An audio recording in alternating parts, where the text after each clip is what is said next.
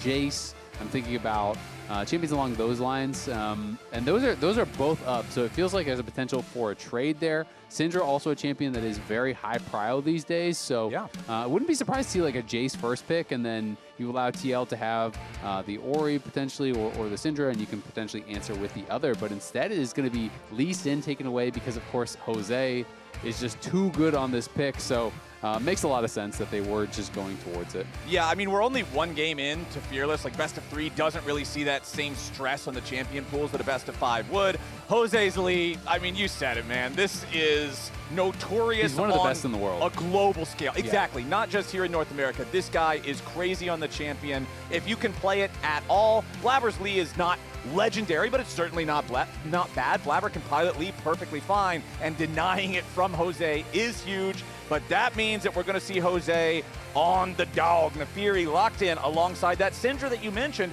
as a flex pick. Yep, so Syndra is coming in as a flex. We are seeing it both mid and bot quite a bit these days. It is a champion that is getting a ton of bans as well. Orianna, you know, you can go that route. You also can go towards Ryze. Ryze can become very tanky, early Merc Treads, early Catalyst. It's very difficult for Syndra to burst through that, so would not be surprised at all to see Loki go that direction. Also allows you to play the map, and I feel like when Thanatos is on a carry and you have a mid laner that can move, that is generally a pretty strong recipe for C9, and they're actually going to double down on that with Vulcan grabbing his Bard. Vulcan definitely an incredible Bard player, and now you have not only a strong early ganking jungler, but you have a support that can roam, a mid laner that can roam, and you could potentially set up to get something strong for Thanatos to play and play towards that. Yeah, Vulcan's Bard is great. I mean, last year, obviously, the big story was always all around Bucio's Bard, but now that he has defected, Vulcan is the #1 Bard. So his Bard, very scary, can make a ton of plays, also kind of affects the map in a way when you were talking about Jace being a potential pick, when you're talking about Ryze being picked here already for C9, playing side lanes becomes much more difficult for the team that's against a Bard. Yep, so Caitlyn going to get banned out, one of those really strong Bard pairings, something that we've seen a lot of. Going to be curious to see what else they want to look to try to take away here.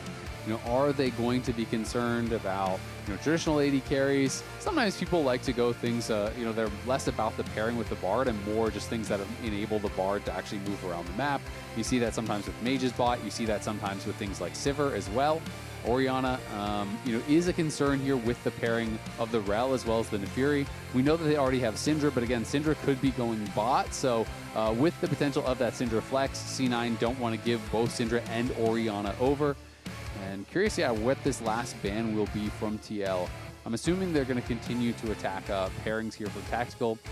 Obviously, Caitlyn Bard gives you a really dominant 2v2, so that's a lane that they could play towards. But like I said, the other side of that coin is sometimes just champions that allow Bard to move around the map, that can play safe. I think Jhin is both that and can be a pretty decent 2v2. So Jace the last ban. So some of these kind of high prio bans are now hitting the ban table, but not until that second round.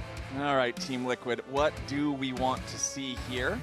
As we definitely have the support, we definitely have a jungler. Those two don't really flex anywhere. I think they'll go top for sure because you want to show that it's still a potential of a flex, right? So I'm expecting that they go their top laner here. I think you have to be something that is pretty safe blind. You know, I'm thinking about the potential of like a Gnar. I think that could be good, but Vayne is not banned, so that's actually pretty scary. So instead, they're just going to grab their ADC. So they do go Corki. They want to be able to see exactly what it is going to be. Exactly. This does kind of remove the question marks around the flex possibility on the Syndra. You know it's going mid now, but you preserve the opportunity to counterpick for Morgan. So what does C9 want to go with now, knowing what the enemy bottom lane is, knowing you're up against the Corki run? Yeah, it's really interesting, right? Because the trade-off is, you know, you could be blinding your top lane, but at the same time, now they get to see what your full bot lane is and actually look for an answer. It is going to be Ambessa top, so Morgan will know what he's playing into. Ambessa, you know, the most common answer in Pro is Renekton, which was played in game #1. You can also go for some of the range counter picks, like you can go, you know, Vayne and champions along those lines as well if you want to play it, but it is always very risky, especially when there is Bard and Ryze. We get some pretty sick posters being shown off here in the crowd. I'm always jealous of people who can draw, man. I can't even make a circle that's not lumpy. Some people just, they're born with Viktor the gift. bot. All right. So it is going to be a bottom. mage. So that's kind of one of the other options. You know, I was talking about you can play for dominant 2v2, or you can play either a mage or Sivir or something like that. That basically, it's less about 2v2 and more be free bard. Go roam. Do whatever you want. I'm going to laser the wave. Exactly. I'm going to laser the wave. I'll be down here. I'll be scaling. And it is really something that is very powerful when you're playing these scaling mages. Being able to have the bot lane roll quest. There is that Gnar that did eventually come through. We kind of got there. I thought they were going to blind that and then wait for counterpick for bot lane and try to get a winning 2v2. But instead, they do decide to go for that last pick Gnar. And it is just kind of like a skill matchup, honestly. You know, generally, as the Ambessa, you are just kind of withstanding the storm, and then you're waiting until gank assist comes, and you hit your public execution, you can maybe get a kill. I feel like this is going to be much more of a standard game of League of Legends compared to game number one, right? We have ranged champions in mid. Both of the AD carries obviously not going to be replaced with any assassin type of thing. You've got Bard for a ranged support. You've got Gnar, who's kind of like half and half. So not going to be at those weird spots like game number one. You and I were even talking during the break. Despite the fact that there were some high kills in that first game, it didn't exactly feel like a constant go, go, go type of game, because it was really quiet until 8 people needed to die at once in the melee soup, and then it was really quiet. Exactly, and when you have no range champions, you have no sieging, which is just such a core part of the game, right? Where it's like you can group, you can siege, you can chip away at towers. Can't really do that very effectively with all melee champs here, but going to be exciting to see if C9 can battle back in this game, push us to a game 3 here against TL. C9 with the roster changes, with the changes behind the scenes as well, with the coaching staff coming into play and trying to right the ship, trying to start off summer split here with a win, because they ended losing 6 straight games at the end of last split, missing another international. That is not where they want to be. That is not the expectations of the org. So pressure is on here for C9, playing against another one of these top-of-the-table teams. These are the competitors that you've got to show you can be better than if you want to make Worlds. But you said it in game number one, Mr. Azael. This is regular season. This is that comfort zone for C9, and we'll see how comfortable they are feeling, how well they can bounce back after game number one. Because honestly, game number one was really close for a long time. And just by the nature of those compositions, it just kind of comes down to, okay, the first team that really clutches a fight, which was Team Liquid, is just going to take control of it. So for C9, I think you say, all right, we just got to play better. Like, it's not like we have some great dysfunction that cost us the entirety of game one. Well, and we have to respect the crabs more. That's what you've got to keep in mind, too. Respect the crabs and respect the lock. Yeah, well, he doesn't have to be respected. You can disrespect him as much as you want for the rest of the series. He's not here anymore.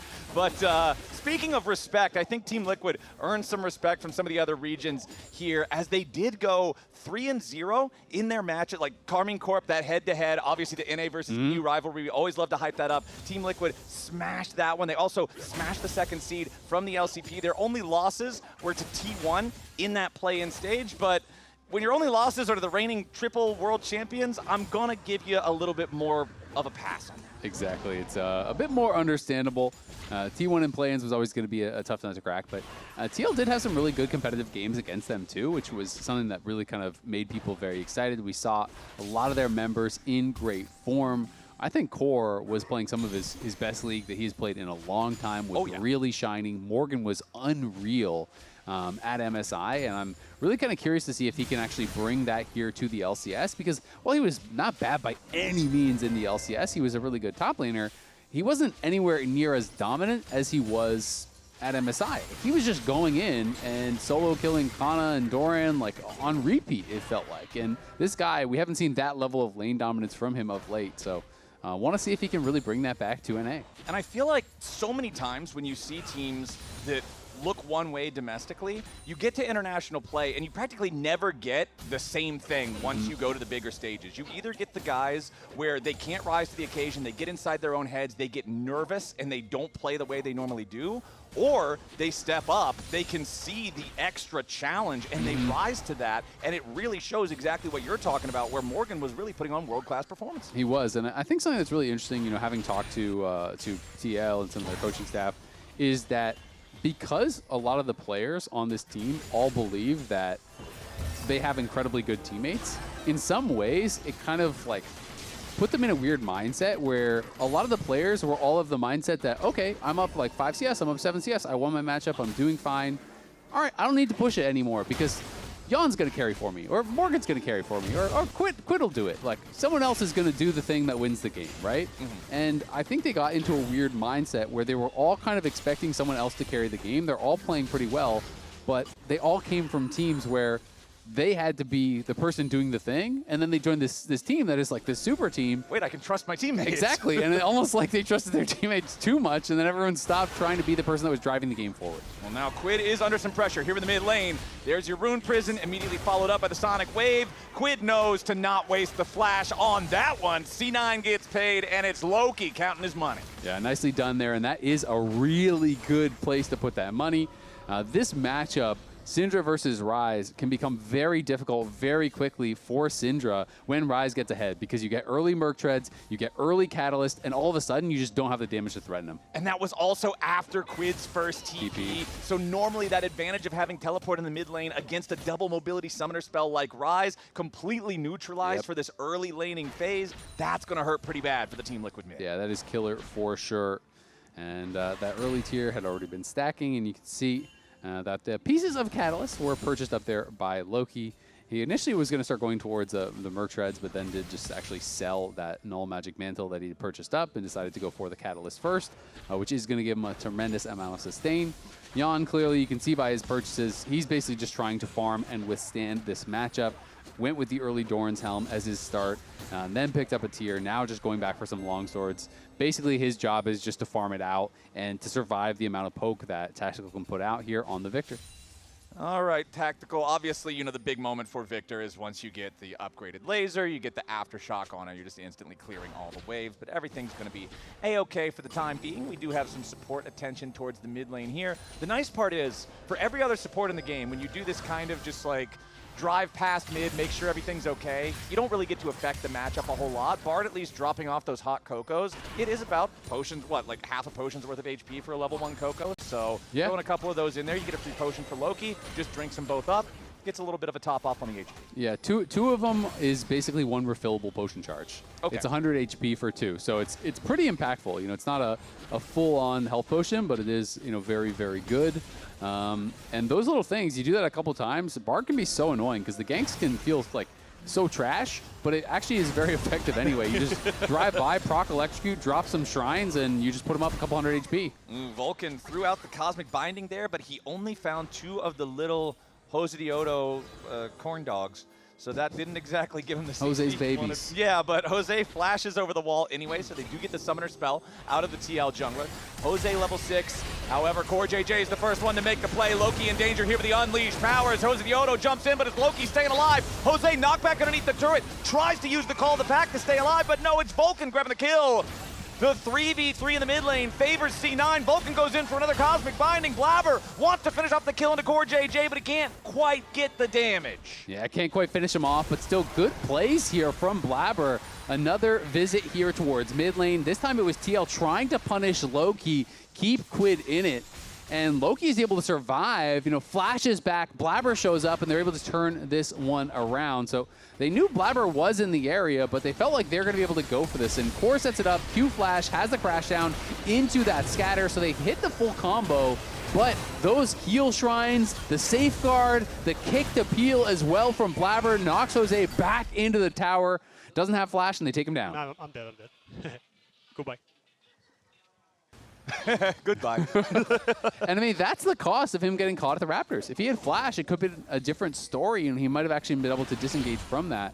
But, you know, got caught at the Raptors, was trying to actually eviscerate over the wall, but I guess couldn't find the angle, maybe tried to go over a part that was too fat on the wall, and ended up having to use his flash, and C9 gets the punish for that immediately. And now Loki does have those Merc Treads, so it is going to be very, very difficult for them to burst him down.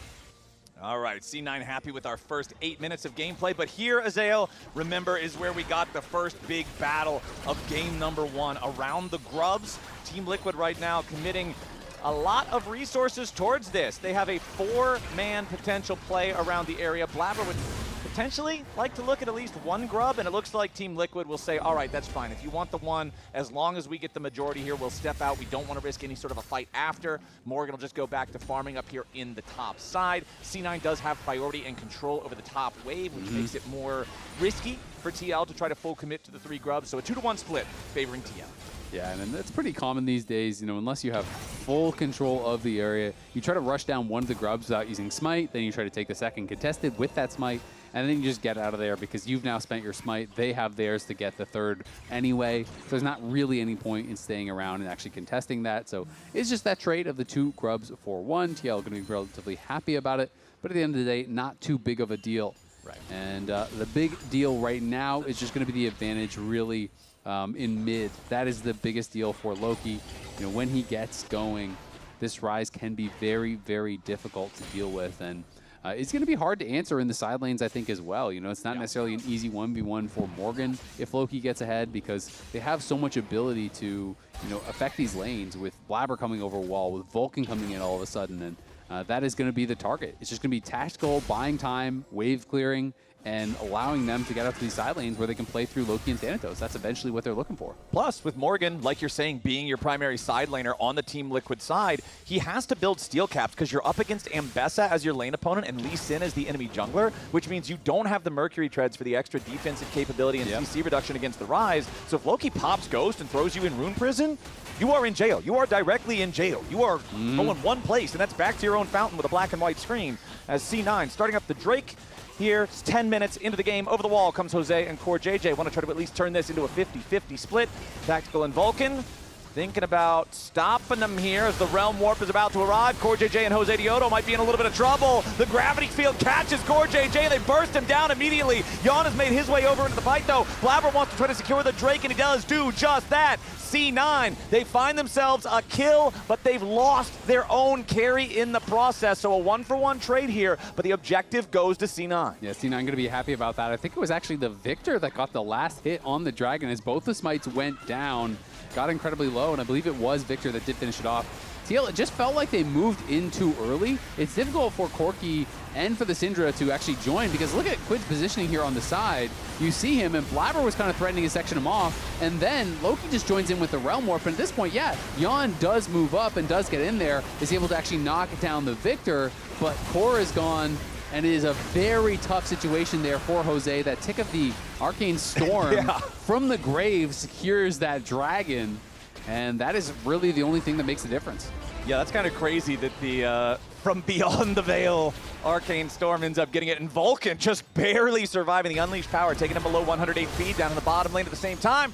Tactical, getting jumped on. CoreJJ sticks around too long, though. Absorbs 1 turret shot too many to make it an even trade, as Thanatos nearly killed here in the top lane.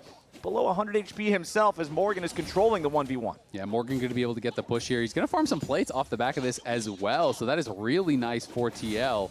And yeah, Core went down, but I feel like from that position with how heated up the tower was, he probably had to. I think if he actually dropped the turret aggro one shot earlier, Yeon is probably dead. So it is better to actually just take that L, fall down, make sure Yeon survives so he can actually fully push that in and get the kill gold. And Yeon's feeling really good now. 2-0 on the Corki. You've got your Trinity Force. Your Dorian's Helm, honestly, going to continue to give you a lot of value going forward here, too, as CoreJJ makes his way into the mid lane, and yet again, Loki is the target. Flashes out to make sure that TL can't burst him down, but a TP is about to arrive as Thanatos uses the public execution just for the buffer to not get CC'd as he arrives and manages to walk away, but that's a TP and an ulti down for Thanatos just to get punched in the mouth and walk away. Exactly, and Morgan is still just pushing top, right? Thanatos thought there was going to be a lot more happening there. I think his thought process was they're going to continue to chase Loki, and as they over-engage onto Loki, I'm going to TP him behind them, and I'm going to roast them. But they just peeled back. They were happy with getting the flash there from Loki, and it does mean that a slight incremental advantage continued to be built on that top side here from Morgan. And he is up about 600 gold at this point, has taken a couple plates off that tower, and is feeling pretty good in this side lane. Yeah, Yeon and Morgan are the reason why Team Liquid is ahead in gold, despite the fact that C9 leads with 2 kills. So Team Liquid certainly not sweating here in this early game. Only 1 Drake taken very, well, not very late, but pretty late first Drake, 10 minutes into the game. Obviously, the Grubs were already split like we talked about, but we have an interesting map state coming up soon, since 2 minutes from now, we're going to have the Herald and the next Drake spawning around the same time, as Team Liquid's looking to maybe make a play down here in the bottom lane. CoreJJ with a Hex Flash over the wall, uses the crash down immediately as they full send it after C9, and Vulcan is popped. Yeon goes on a killing spree. All 3 TL TL kills on the Corki, dive. and they're not done yet. Loki tries to get away, but a beautiful scatter the weed coming out from QUID, and Loki falls too. It is right on point here in the bottom lane. Yeah, TL really starting to take over on this bot side. I thought it was going to be Loki running away with this game after the early play towards mid. I thought they were going to be able to continue to accelerate that to get him out to the side lanes and have a lot of success there. But TL has just consistently attacked Loki, made his job difficult. And then here, when there is the read on the dive, they just hard engage on the other side away from the tower. The tower is never in range there. Core finds a great angle to lock up Vulcan, push back Blaber, and then Loki here tries to run more about. Look at this scatter, the max range scatter here. Catches him just on the edge. It can get extended when it goes through terrain, and there is an interaction there. So the fact that he actually shot it through the tower, I think may have made the difference, and QUID interrupts Loki. That means his death as well. And just like that, QUID is ahead on gold. Yeon is 4-0, gonna have his second item here done pretty soon. And Blaber on the wrong side of the map. Yeah, Blaber's gonna get hit with the scatter of the week, and yet again, Josedeodo is ready and waiting. CoreJJ is ready and waiting, and Blaber is just punished yet again. Jose looking for even more here. Wants to try to chase a little bit further, but with no Hound's pursuit for the next 5 seconds, has to jump back away. And this play and that bottom lane dive both felt like C9 are saying, okay, we know what they want to do, and TL's just saying, oh, we know that you know. And they just immediately have the counter for the counter ready to go. TL's just playing the fights better. And it just feels like they always have the extra man, right? Like they're actually showing up with the additional member. C9 had 3 bottom to try to cover that dive. TL sent 4. They have a couple people up here looking to maybe set up a dive to set up an angle, for Blaber. Well, again, multiple members there come from TL and just immediately engage on the disadvantaged C9 member. It was the same thing they did bot, and now Tactical in trouble. Yep, Hound's pursuit ready to go. I said that Josedeodo needed a couple seconds up there in the top side, and now that he has them, he immediately puts that pressure on the bot side carry from C9. Flash had to be spent from Tactical there as Vulcan very low on HP, and that magical journey leads straight to the burning gates as the unleashed power sends him down, down, down. And Vulcan's reaction on the player cam, it was head in hands. He looked very frustrated by that death because it wasn't just Tactical's flash that was forced. In that same moment, Vulcan had to flash to get in range for heal and locket to keep him alive. So he had used all of his resources to save Tactical, then gets caught by the scatter and barely does not have enough health to survive. If he had the flash, if he had the heal, if he had the locket, anything, he probably would have lived. But he had to spend it all, and he dies right thereafter. And this game that was looking good for C9 in those first 8 minutes has now been suplexed by a Team Liquid that seems like they have lost no time in recovering from going to MSI. When we did power rankings, when we had them on the show in waiting room yesterday, I had Lion and TL at 3rd and 4th. One reason for TL is because haha funny meme, but the other reason is because generally the teams that we send to MSI, their summer splits start off more slowly. They have to kind of recover a little bit, get back into the usual groove of things.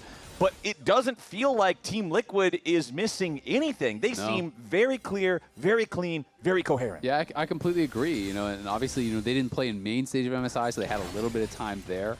But that is really common because the schedule for lolesports is brutal, right? If you're a top team and you qualify for everything, you play in every playoffs, you go to finals, you go to MSI, you go to first stand, you go to Worlds, your schedule is pretty much all year long. And so, especially with additional events in between that some of the teams are doing as well, the schedule is grueling. And so often after these internationals, the top teams will take it easy for a week or two.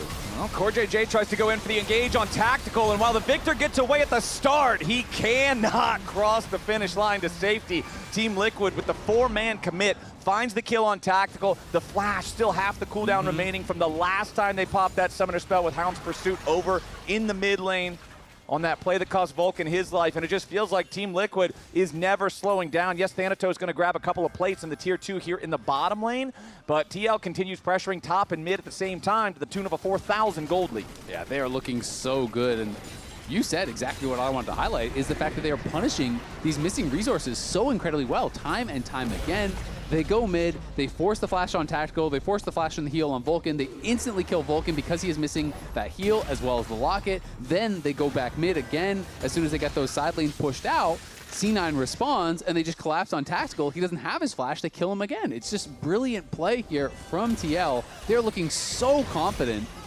Okay, a little bit of a whiff there from Core. He goes over the wall with a Hex Flash, can't find the Shattering Strike or the Crash Down, so Vulcan gets away for now. And honestly, if you're Vulcan, you got to be wiping the sweat off your brow from that one, because every time Team Liquid shows up anywhere, you know they've got the firepower behind the lockdown to get the picks. And one of the scary parts in a game like this when you start falling behind is there's no true tank on C9. Who's supposed to be the one to face check, right?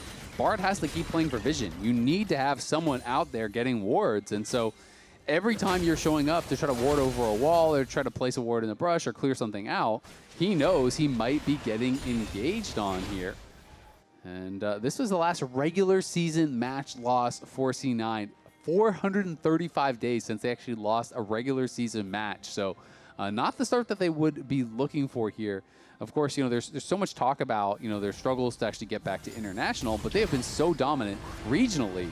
And you definitely don't want to lose that, because that has been their strength. Well, for C9, they have got to turn it around here very soon, my friend, because 4,500 gold, 20 minutes into the game, where you don't have any other decided advantages like stacking towards an early soul, is a very, very difficult game state to try to secure the win from. Josedeodo, now also with the Serpent's Fang fully completed as the second item. You're going to get a lot of value out of that. So many of these enemy champions getting a lot of value out of shields, and Jose's just going to cut right through it as Vulcan, again under pressure, again having to spend the flash just to get away. And while we do go into a little bit of a lull state here, I want to take a moment to talk a bit about Tactical, who, you know, actually maybe we're going to have a fight. I'll wait a minute. All right, well, we'll give it a moment. Talk about Tactical a little bit after, as Blaber loses half HP. Team Liquid does not want to overcommit to anything. Instead, they're just going to bring the three-man hit squad over to Yeon, who is in the mid lane, crashing the wave into the tier 2 turret. Get a little bit more damage onto that one. Nearly take the 4th plate, but not quite yet. And they're looking now for top. They're going to try to find Ryze, but he's backing off, so I think we will be having a little bit of a calm state. And so if you haven't actually been watching Tactical for a while, obviously, this guy came into the league with TL in 2020. He's now getting to, you know, be back in the league playing against his old team. And after his stint on TL, he played for TSM for a while, then he played for Immortals, and then he was out of the LCS. But with Lunacy, he won 2 NACL titles. He didn't even start 2026 on an NACL roster, but then actually came in and was able to help his team win another one to actually turn the ship around when they were struggling, win another NACL title. So he's actually won the last 3 splits in NACL. He's been dominating at the tier 2 level. That is why he is back. That is why he is getting another chance. It is because of his consistent level of performance at the lower level. You know, he has shown that he is the best of the best in tier 2. Yep. And so now he has again earned himself a shot here at the tier 1 level to play in the LCS, and it's a shot with a really good team. Yeah, now though, the problem is that you're up against a really good team. Team Liquid's coordination triumphs yet again, as this time they find the pick on Blaber's Lee Sin. 1, 2, and 2 on that one. Has not been able to find all the playmaking that he would like in this game. Now dead for the next 30 seconds. Team Liquid also took the opportunity to grab the Ocean Drake around the same time. Now again, it's Vulcan in danger. Yeon is right there. Rocket over the wall. Won't quite be able to kill him. Vulcan survives with 100 HP, but C9 can't get anything back. I mean, this is like a horror game. It's just jump scare after jump scare if you're C9. They try to check any brush, and CoreJJ is in it. And this game, to me, has felt so much about Core and Jose and how much better they are playing than their opposite number. They feel like they are of one mind. They're moving around the map constantly. They're in every bush. They're jumping on the C9 members. And we haven't really been able to see a successful play with Blaber and Vulcan moving around and finding a pick and finding an angle. And the more and more plays that work for TL, the more they take over the vision, the harder it is for C9 to find those angles. And it just feels like the door is closing here very quickly, as Yeon is just miles ahead on 3 items. QUID has already got his Seekers. He's on 2.5. He is just so strong now, too. Yeah, I was about to say, you want to close the door. How about nailing a board over it there with Seeker's arm guard on the Syndra? Just makes it so impossible to find what you're looking for with these picks, with these engages. Thanatos and Blaber set up for the potential 2-man angle as QUID flashes away, and then Chovy belts out of the range of the public execution. QUID staying alive for now, and there's your stasis to keep it going even further. Blaber's going to be taken down first as Josedeodo Josedeodo jumps into the back line, and Thanatos cannot kill QUID. The Syndra stays alive as Team Liquid washes C9 off the map. QUID will finally fall, but at what cost? C9 lose 3 men as the last 2 hobble away. It can't go much better than that for QUID, man. He played that so well. C9 had a lot of patience there to set up the play, and I thought it was going to work for sure. But QUID, early flash, then rocket belts away from the public execution, and then the timing on the stasis. He stasis the kick flash from Blaber on the animation. He stops him in his tracks. That was beautifully done there from QUID.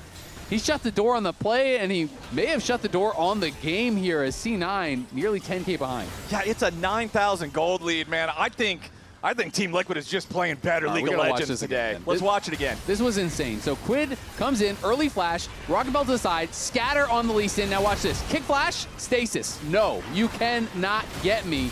Blaber is not able to do anything after this. QUID kites back. Yeah, Thanatos eventually kills it, but on the other side, Morgan is crushing them. Yeon is untouched. Thanatos is under the tower with nowhere to go. Does flash in to get one back and get a shutdown, but it is 3 kills going the way of TL. QUID looking very happy about that, and C9 not looking quite as happy about how things are going in this series and in this game. You saw a little shoulder shrug from QUID because he still died, but the real story is told by the smile on his face the entire time. He knows, like, yeah, sure, I died, whatever, but he knows he played it well enough to just completely smurf on C9 in that one. That 9,000 gold lead is about to find its way towards 5 digits of domination. And the worst part, when you play against someone and they get an early Seekers and then they use it and it's really effective and they win the fight, is that they often have enough gold to do this. They go back and they buy Zonias, so he instantly has it available again. And you already tried to kick flash him, it failed. You tried to wait and find this play, it failed, and now TL looking unstoppable, pressing that 10K mark. And they might not have Baron, but again, this is a team that's not limited by everyone being melee like game number 1. Your sieging is much easier. You've got the Corki, you've got the Syndra, you've got the full send with the Rell if you want to. So now that TL have taken the mid lane inhibitor, they're going to look towards bottom side. You can see Morgan getting that wave ready to push up while everybody else remains between the mid and bottom lanes, just trying to find continual harass on C9. You knock any of these C9 players low enough, all of a sudden they can't mount a defense. It's a 2-in-hit game instantly. Morgan transforms into Mega Gnar. That means C9's got to respect it. CoreJJ wants to go in. Public execution coming out from Thanatos, looking to dive into the back line, but the Mega Gnar defensively trying to protect the Team Liquid carries. Thanatos gets himself back away. C9 aren't going to lose anybody, and they find the kill into CoreJJ. Team Liquid finally overplays their hand a little bit, and C9 can stop them. That was a beautiful outplay there from Thanatos. The public execution was so well timed, not only because it found the backline of TL, but because it immuned the engage from CoreJJ. He instantly reacted to CoreJJ flashing in with the engage there, buffers that perfectly, gets back into the backline of TL and keeps them alive for now. But this is going to be TL moving to Soul Point. Yes, you defended your base at C9. The game will go on, but there's no way you're getting out there and stopping that dragon. No, that is now Soul Point for TL. Just about 27 minutes into the game, so it's not like it'll be a fast Soul. But when you're up against a team that's 9,000 gold ahead and you can barely ever kill anybody, Ocean Soul kind of just turns that barely into a hell no. Yep. Hey guys, time to win. I have 3 quota. It's time to win. Time to win. He's got 3 items. Don't look at how many items the other people have. Nope. Just focus on the fact that he has 3. Put your hand over that other side of the monitor. Don't look at QUID and Yeon. Yeah, you don't want to look at those guys. Their inventories don't matter. Only your own. As we do have the Spear, the Cleaver, the Eclipse there for Thanatos on the Ambessa. But man, look at those gold differences in jungle, in mid, in bottom lane. 2.5, 1.5, 3,500 gold for Jose, QUID, and Yeon. As Team Liquid is not slowing down. It's 35 seconds until the Baron spawns, so they're just going to make sure these waves are pushed up. They control the enemy jungle. Look at all the wards being placed down. Control wards, normal wards. They want to make sure that if C9 tries to approach this Baron area at all, Team Liquid is ready to spring the trap. Exactly, and it's just so difficult for C9 because TL can engage on anyone, and it's probably going to be a pretty good fight because everyone is pretty squishy. They're so far ahead. Whereas C9, it feels like you basically have to kill Yeon instantly to have a chance, right? QUID is probably just not going to happen with Rocket Belt, with Zonias, with Flash. I feel like Yeon he's your best shot, but it's going to be very difficult to get there. And if you can do it, maybe you have a chance.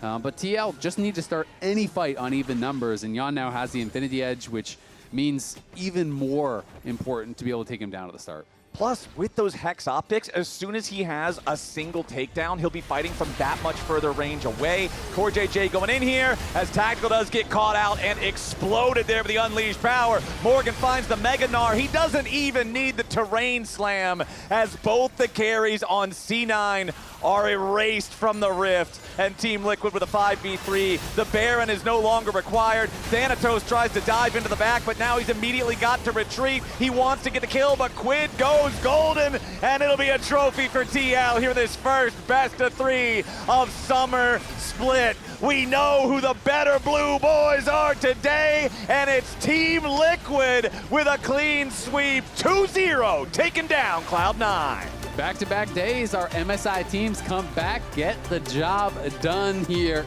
2-0 for Lion yesterday, 2-0 for TL today. They were our top 2 teams last split. Hey, maybe they're letting us know things haven't changed too much. Team Liquid looking ferocious. Game number 1 was slow and then very explosive. Game number 2, you even mentioned it, it looked like C9 was getting off to a good start. Having the Ryze accelerated a little bit early, maybe you can play around him, but TL just always seemed like they were one step ahead. Yeah, it looks like we're gonna dive bot, so C9's ready to counter, but actually we brought 4 people to counter that counterplay instead. It just seemed like Cloud9 couldn't keep up with what Team Liquid was actually doing. Yeah, no, I really like how you put that. I did feel like they just couldn't keep up. TL were making so many plays so much faster. It felt like they were way more on the same page than their opponents today with those fights. It wasn't like they were just haphazardly forcing. Yeah. They were together, they were coordinated, they're finding odd number of fights, they're finding picks.